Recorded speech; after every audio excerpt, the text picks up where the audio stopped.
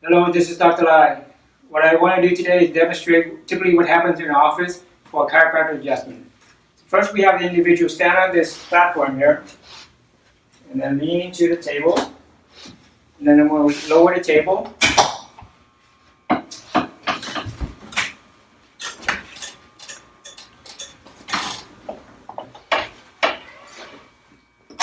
Then what's going to happen next is this piece right here is actually going to drop just like an inch or so to make it more comfortable for the individual to lay down. Then what I do is I start with the low back, using my thumb, my hands, to check for the balance in the muscle, left versus right. And that will tell me exactly where the area of the alignment issue is, or the subluxation. Right here we have discrepancy between the left versus right. The left side is more tight. Now we're going to use this tool. It's just a T-bar. We're going to apply right onto the point of the misalignment. We're going to apply pressure on the muscle. And yes, this is painful.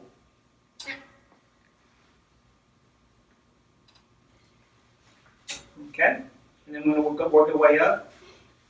Find the misalignment. Use the bar here to release any muscle tension first. And then we're going to apply a manual chiropractic adjustment. Go ahead and breathe in, blow it out, and that's it. That's usually typically what happens. For the low back, we don't typically do any twisting or motorcycle kick. Just by putting pressure and adjusting this way, the individual will actually feel better. You notice actually I use the activator tube.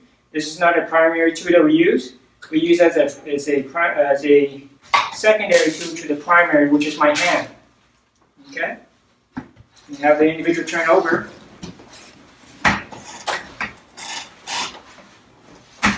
And the neck will be the same way.